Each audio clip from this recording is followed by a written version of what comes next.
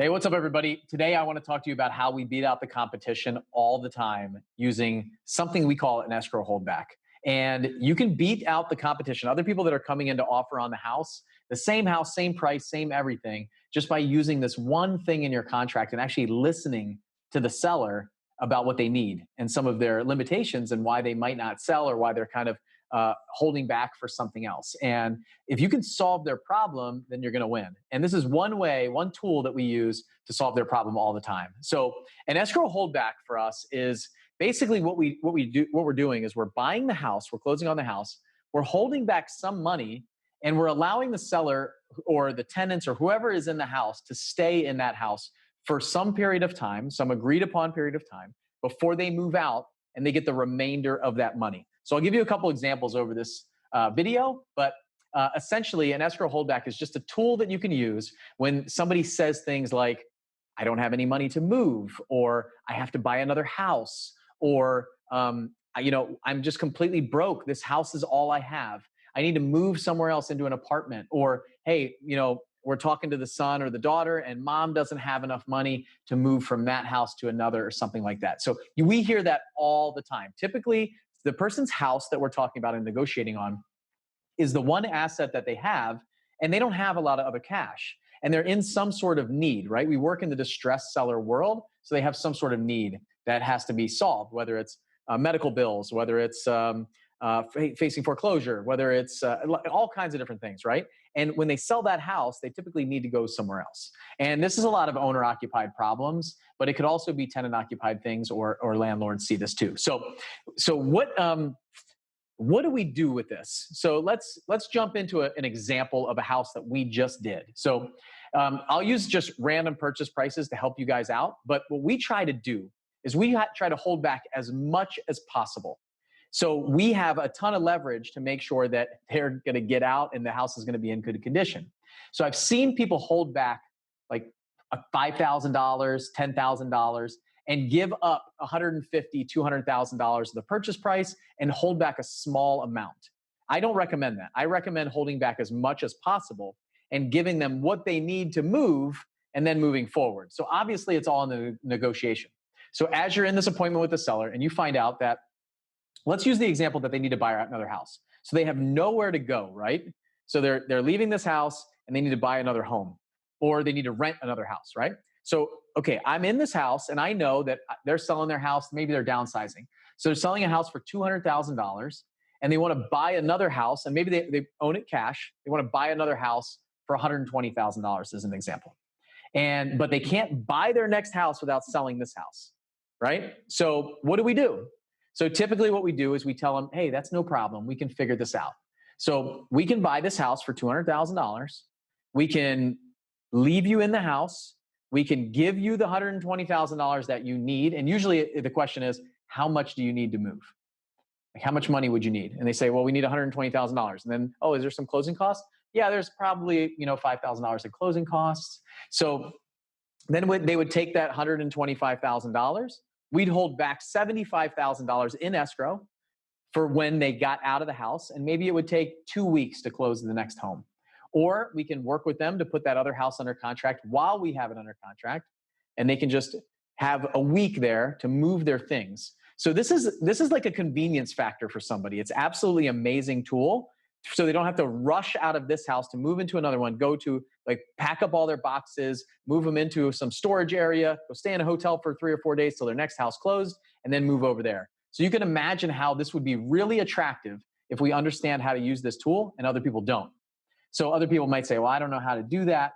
What about they don't have any money to move? How about this? Like, I've heard this hundreds of times. Like, I don't have any money to get a moving truck and move all these things and empty out the house. So typically for us, it's, well, just leave your things in the house. But we have paid for people to move in the house before, but I almost always want to close on the house first. So let me close on the house. How much is it going to cost to move? $10,000? Well, we'll buy the house for $100,000. We'll give you $10,000 at closing to pay for the moving company, get everything moved out. When you actually vacate the premises a week later, everything's in good condition, we'll give you the next 90. The title company will wire the next 90 when we release the escrow. And you could do $50,000 and $50,000, and you can structure it any way that you want. But this escrow holdback is so powerful that we've gotten deals sometimes for less money than our competition because we knew that that was really important to them. And maybe they need to move into an apartment. We've paid first month's rent, last month's rent, security deposit, all that stuff by using an escrow holdback on the property before. So it's really powerful. The example that I want to give you, like a really clear one in my head that we did, was we had a family who it was a husband and wife, older couple, and they had just bought this brand new construction house 2 years before. They were upset that there was an apartment building going in behind their house, this neighborhood. There's an apartment building going. They said, I don't want to live here anymore. But they owned the house cash, and we bought it for $120,000. Bought it for $120,000, and the house was worth about $170,000. We were just going to clean it up and put it on the MLS for $170,000. We bought it for $120,000. They were motivated. They were ready to go. They were happy with that price. That was the price they asked for. And they wanted to buy another house for the same price, $120,000. They found another house. And so what did we do? We gave them an escrow holdback. So we actually let them stay in the house. In this case, I held $10,000 back. So they had to come up with $15,000, which they had. We talked about all that in negotiation. This house was in great condition. I had no doubt that these people were going to move out of the house. I connected them with my realtor. So a realtor that was in my brokerage. I connected them with a realtor who found their other house. So worked with them to find their other house that they could buy. So I got a referral commission on the purchase of the new house that they were buying. We held back $10,000. We closed on their house. So we bought their house. We gave them a week in this house. We were able to do a closing at the same title company, and they closed on the same day. So we bought their house, and they bought their new house on the same day. And they had a week to move their things from their current house to their new house. And then we held back $10,000. When they moved everything out, it was all cleaned up. We gave them the $10,000 back from the title company. That was it. I mean, it was that simple. It was just like a 1-for-1 trade. They paid some closing costs out of pocket, probably, $5,000, $10,000. And that was it. It was just an amazing transaction. I got paid to buy the first house. So when we sold, we ended up flipping the first house. I also got paid as a referral fee from the realtor commission. So I made like 30% of what that real estate agent made. The sellers were incredibly happy because they didn't have to do anything. They didn't have to deal with anything. We gave them the realtor. We worked the title companies. We were able to do a simultaneous closing for them the same day. Basically, I wired the money in, and they used that to close their house that they were buying. And they were there the same day, signed all the paperwork. It was just like a 1-for-1 trade, basically. And we did a lot of that based on escrow holdback. I've done the same thing with somebody who needed to move into an apartment. So I actually, in this case, I was buying the house for $80,000, and I just gave them $7,000 when we bought the house. So we held back $73,000, and they got that money. They were able to move out. They were able to get their apartment set up, move it about 10 days in the house to move into that new apartment and sell their house. And then they got the rest of the cash when they moved out.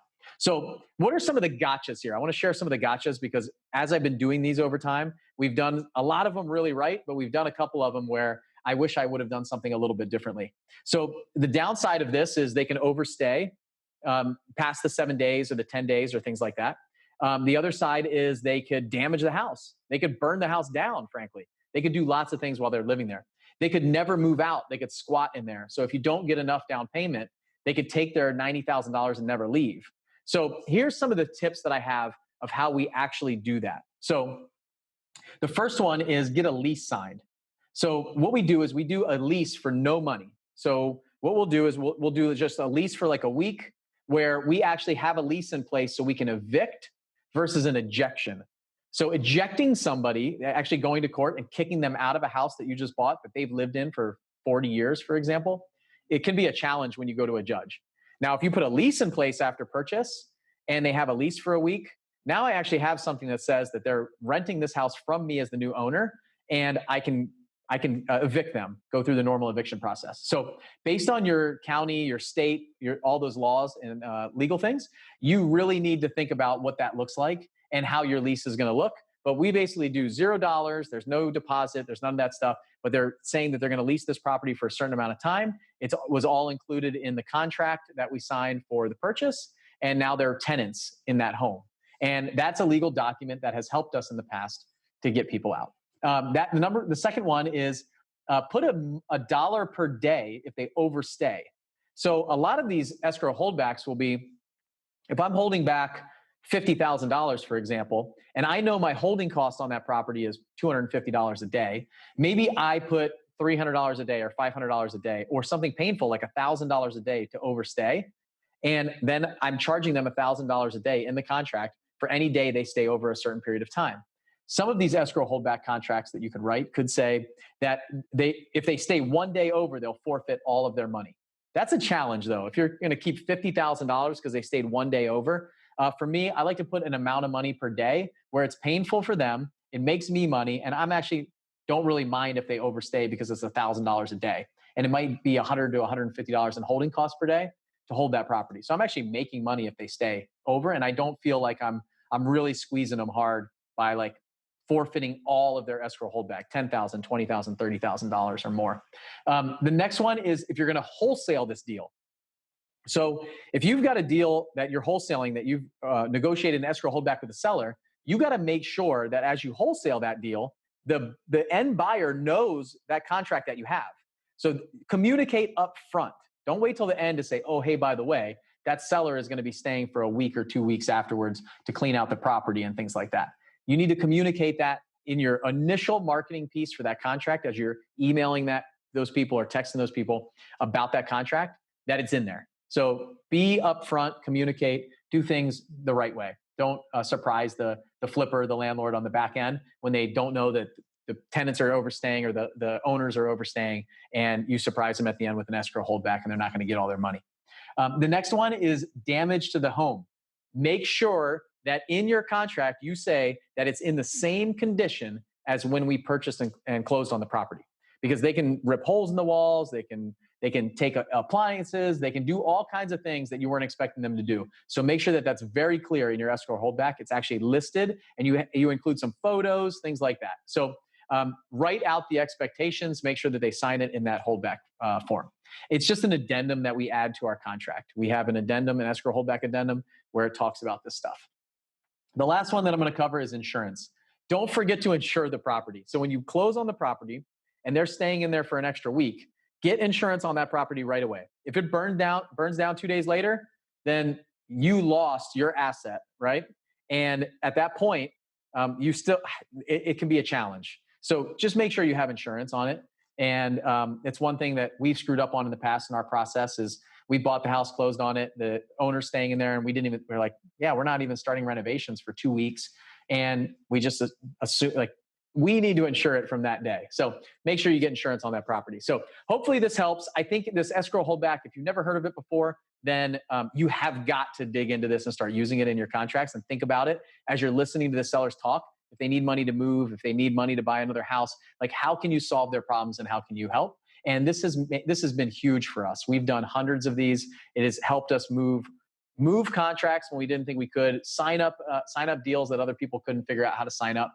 And sometimes we take it for granted, this tool and this trick that we use called escrow holdback. So I hope this helps. And I think if you start using this, you'll be able to sign up more deals. You might be able to pay less than other people. You'll be able to beat out the competition. You'll be able to give the seller what they need at times that they don't think that they have a solution. And these are the kind of things that realtors can't help them with. MLS can't help them with. All of the you got to be creative in this business. This isn't even really deep into creative financing, but this is a creative way to kind of add on to your cash offer or any offer that you're making, frankly, to figure out how to get the deal. So hope that helps. I'll see you guys on the next video.